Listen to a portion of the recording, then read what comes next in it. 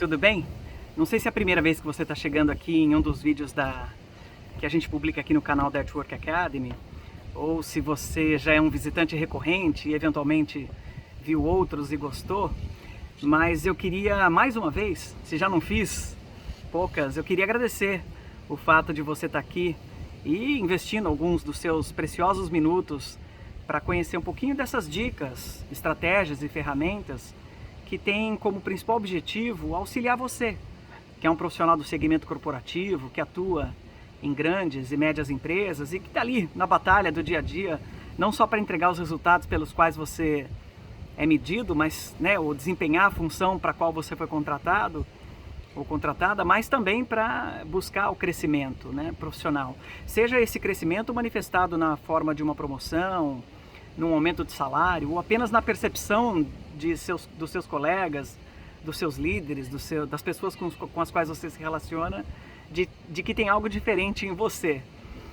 O objetivo da gente ter criado esse espaço, na verdade, é reunir um pouco as histórias, as coisas que marcaram a minha trajetória profissional. Tenho certeza que a minha trajetória não é única, não é exclusiva, não é mais ou menos especial que muitas que eventualmente você tenha visto, ou talvez até mesmo que a sua, mas eu decidi reunir esse conteúdo, esse conjunto de histórias, esse conjunto de dicas, ferramentas e estratégias que me beneficiaram de uma certa maneira, e que eu tenho certeza que, à medida que você aplica cada um desses conceitos, você integra isso na sua rotina de maneira gradual, de maneira consistente, eu tenho certeza que você vai conseguir se beneficiar disso tudo.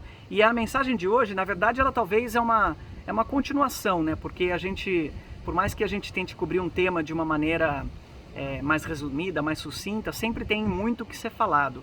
E eu queria dividir um pouquinho hoje com vocês algumas dicas sobre como você continuar a utilizar a ferramenta e-mail de uma maneira que as pessoas percebam mais sobre o profissional que você é, e aquilo que eu chamo da marca você, se destaque. Lembrar que você é um profissional que, ao atuar em grandes empresas, quer crescer. E às vezes, à medida como a gente influencia pessoas, à medida como a gente é percebido, isso vai acabar contribuindo para isso. Essas dicas somadas a outras dicas ou coisas que você tenha visto aqui, ou em livros que você leu, ou artigos que eventualmente te inspiraram, eu tenho certeza que você vai conseguir atingir seu objetivo. Algumas dessas dicas que eu vou passar hoje, elas parecem ser tão sutis, elas são quase invisíveis, mas eu posso te assegurar que elas não passam desapercebidas não. As pessoas notam e eu acho que você pode refletir sobre cada uma delas. Você vai achar a maneira de como integrar, de como incorporar cada uma delas na sua realidade, na sua necessidade, tá bom? Vou dividir a dica número 1. A primeira dica é sobre responder a todos.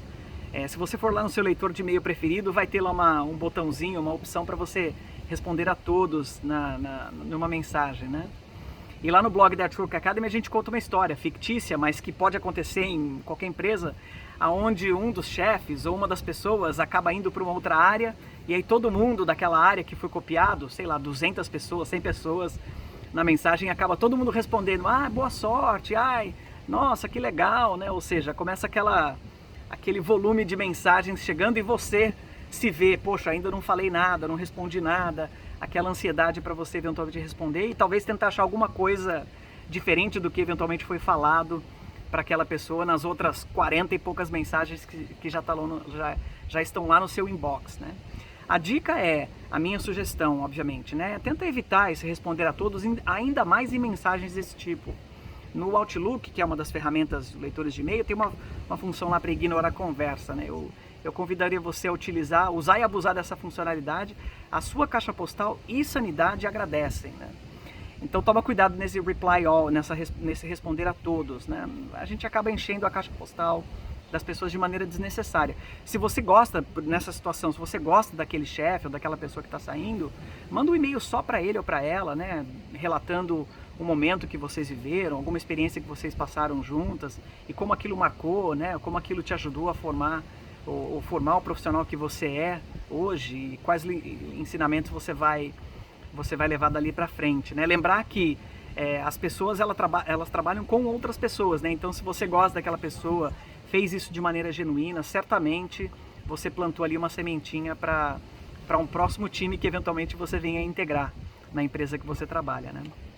E outra coisa, se você está vendo esse monte de reply que está acontecendo, você não se sinta obrigado a responder, né? Você não precisa, na verdade, responder isso. Acho que se está todo mundo copiando, pode ficar em silêncio, acho que não tem problema nenhum. Acho que é mais bacana se você não copiar todo mundo nas mensagens. A gente já tem muito e-mail para responder. Outra coisa, não é incomum você ver naquele monte de mensagem alguém falar, pô, vai tarde, não aguentava mais essa pessoa.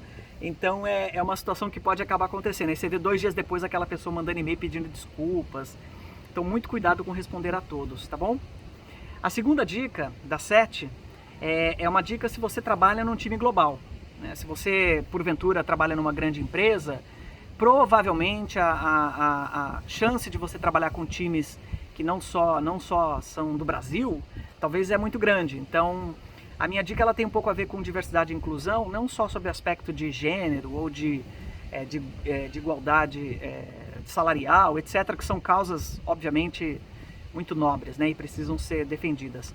É mais se você trabalha com pessoas de outros times. Eu tenho certeza que se você tem alguma experiência desse tipo, você já deve ter cruzado com algum Sam, por exemplo. E você chamando o Sam de ele, né, e aí descobre num call que na verdade é uma mulher, é uma pessoa de um outro sexo, né? Então, assim, outra coisa, o seu nome, ou o nosso nome no Brasil, né? Sejam eles Robertos, Carlas, Paulos, João, Joana, Patrícia, pra gente que fala português, ele pode soar normal, né? Mas às vezes se você trabalha com times globais, é difícil pra gente pronunciar, para quem tem o português como língua mãe, como língua nativa, né? O nome indiano, chinês. Então esse é um segundo ponto que eu queria, antes de chegar no que eu quero dizer. E o terceiro esses 2 pontos, na verdade, né, de gênero e como pronunciar seu nome. Então, se você trabalha em times globais e quer ter uma postura mais inclusiva, ainda mais quando você está começando a relação com esse time, com essas pessoas, é muito comum a gente colocar he, his, se você se identifica com esse gênero, né, na sua assinatura de e-mail. E se você quiser dar uma dica para alguém como pronunciar o seu nome numa língua qualquer, talvez o inglês como sendo uma língua comum entre todos os participantes daquele time, que agora é um time global, talvez seja interessante. Se você olhar lá no blog da Network Academy, a gente fez um post sobre isso. Talvez valha a pena você visitar, tá bom? Terceira dica de um total de 7. A terceira dica tem a ver um pouco com a formalidade. Eu vou chamar de uma pressão que você pode colocar e também de uma cobrança de maneira implícita nas suas mensagens, né? Então é muito comum a gente ver em mensagens coisas do tipo: conforme conversado na reunião tal, conforme discutimos por telefone, e aí discorrer um resumo daquilo que foi discutido. Eu tenho a impressão, não sei se você concorda com isso ou não, mas que esses conforme eles têm mais quase uma intenção de criar uma evidência de que eu tomei uma ação, de que eu fiz aquilo, né? Só para, entre aspas, me cobrir de eventuais problemas que possam vir a ter, né? Então eu não utilizo esse conforme discutido porque na verdade para mim soa uma maneira de você colocar um nível de formalidade, de pressão que às vezes não faz sentido no dia de hoje, né? No mundo corporativo a gente tem tanta coisa para se preocupar e às vezes essas coisas podem soar uma cobrança desnecessária, talvez até um pouco agressivo para aquele leitor, né? Então eu tomaria cuidado com essa expressão. A segunda que eu ia colocar é agradecendo antecipadamente, obrigado antecipadamente por, e geralmente isso está lá no final da mensagem, né? Tomar ação X ou fazer A, B ou C, né? É como se você de uma certa maneira tivesse não se preocupando com a prioridade ou com o que está acontecendo com o seu colega quando você coloca essa expressão nas suas mensagens, e talvez possa dar um tom, né, de uma certa pressão, assim, do tipo, eu não estou nem aí para sua prioridade, eu já te agradeço por você estar fazendo isso que eu estou falando. Não sei se você vai concordar ou não, mas para mim eu retirei isso do meu vocabulário, do meu repertório de e-mails. Outra coisa que eu acho, eu vou dizer desagradável, mas não sei se talvez é a maneira mais bacana de falar. Talvez eu falo como as pessoas colocando o e-mail no topo da sua caixa postal. Então, outra coisa, né? Talvez você esteja esperando que alguém tome alguma ação e aquela pessoa ainda não tomou. Aí você manda uma outra mensagem em cima da mensagem que você mandou, colocando esse e-mail no topo da sua caixa postal. Coisa do tipo, seu tonto, vai tomar ação ou não vai, né? Então, se o seu e-mail for escrito direitinho, com quem, quando, como, por que executar uma ação, e porventura você está usando esse, colocando no topo da sua caixa postal só como instrumento de pressão, eu acho que não pega bem, não. Eu convidaria você a rever esse conceito. Por último, dessa terceira dica, é o termo simplesmente. Se você vasculhar os seus e-mails, eu tenho certeza que você pode achar e-mails com essa palavra-chave e me dá a impressão de que quando alguém usa simplesmente, você deve fazer A, B ou C. Ou isso é muito simples ser feito. É como se a gente, o leitor, o receptor daquela mensagem, não soubesse o que precisava ser feito, né? Então eu evito esse conforme conversado, agradeço antecipadamente, colocando a mensagem no topo da sua caixa postal, e também simplesmente são expressões que eu evito, né? Uma maneira moderna de você se relacionar no ambiente de trabalho, ainda mais por e-mail. Certamente eu convidaria você a considerar isso, né? A quarta dica de um total de 7. Invariavelmente você vai receber e-mails que vão despertar algum tipo de sentimento, em especial sentimentos ruins, de raiva mesmo, aqueles que você quer pegar o laptop e malhar na parede até xingar o seu coleguinha, né, o que mandou o e-mail. A minha sugestão é, se você receber um e-mail, uma mensagem que dispare ou desperte algum tipo de emoção, em especial emoções negativas, não responde na hora, né? Então lembra daquele reply all, daquele responder a todos, em que alguém comemorou copiando todo mundo que aquela pessoa já, ainda bem que estava indo embora, né, do time. Normalmente, se você parar para pensar, situações que são descritas no calor do momento, faz parte da descrição daquela situação, nunca é uma boa coisa. Então o meu convite para você é, se você tem que responder pela milionésima vez a mesma pergunta que alguém fez anteriormente, sabe, respira, responde com calma a milionésima e um, porque invariavelmente isso vai acontecer. A gente vai, talvez você é especialista num assunto e as pessoas depositam confiança em você para solucionar um tipo de questão. Então eu ia te convidar a responder pela milionésima e uma vez, né, de maneira, faz parte do seu trabalho. Talvez se você criar mensagens template ou blocos de mensagens já prontas, talvez isso possa te ajudar de alguma maneira. Outra coisa, que se isso realmente despertar uma emoção muito forte, vai dormir, né? Responde no dia seguinte, porque se você responder de cabeça quente, tenho certeza que você pode eventualmente se arrepender. Quinta dica que eu queria passar sobre alta prioridade. Se você tem que mandar uma mensagem para alguém e ela verdadeiramente for urgente, eu obviamente convidaria você a escrever já no assunto da mensagem: urgente, responder até lá, né? E aí 2 palavras, 3 palavras para descrever qual é a ação, o que você espera da outra pessoa, né? Mas tem uma flag para você colocar lá, urgente, também no leitor de e-mail, o que vai fazer com que, normalmente nos leitores, aquela mensagem ela tenha um destaque em relação a outras, né? Naturalmente, para chamar a atenção do seu receptor. Se você tem um hábito de marcar mensagens como urgente e ela realmente não for urgente, eu quero que você tente parar para pensar e refletir no que aquilo vai representar ao longo do tempo, né? Como é que as pessoas vão enxergar recebendo uma outra mensagem marcada como urgente, quando na verdade o assunto não era tão urgente assim. Então, pensa um pouco sobre isso. A segunda é sobre o seu colega que está de férias, né? Obviamente, nós hoje vivemos num momento em que muitos trabalham de casa, e talvez seja essa a nova realidade do mercado de trabalho, principalmente corporativo, daqui para frente, né? Mas se o seu colega tirou férias, você precisa mesmo mandar lá 30 mensagens, 40 mensagens para ele ou para ela, né? Só para deixar ele ciente do que está acontecendo? Eu costumo brincar, né? Hoje, com a proliferação, com o acesso a smartphone, dispositivos, e uma senha de Wi-Fi está a poucos metros de distância, né? Eu acho que a gente pode se sentir pressionado, talvez, por responder ou tomar uma ação, mesmo estando de férias. Eu convidaria você a não enviar essas mensagens para os seus colegas enquanto eles estiverem de férias. Naturalmente pode haver casos e casos, mas tentar evitar, né, usar isso com uma certa responsabilidade, entre aspas, né? Porque, de novo, o seu colega pode se sentir pressionado, e vamos lembrar que se ele ou ela está de férias, é por uma razão, né? Para que ele ou ela possa descansar, possa recarregar as baterias e voltar com força total. E quando ele ou ela voltar, poxa, marca um papo de meia hora para colocá-lo a par, do que aconteceu, para dividir os últimos acontecimentos daquele projeto que vocês estão trabalhando juntos, naquele contrato que precisa ser fechado, naquele relatório que precisa ser construído, né?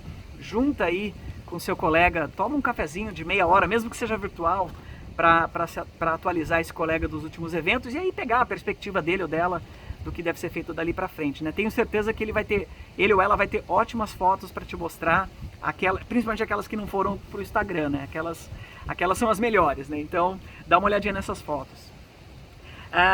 Sexta e penúltima dica desse vídeo aqui, que eu sei que ele está ficando um pouco extenso. Agradecimento, o loop, eu chamo de loop infinito de agradecimento.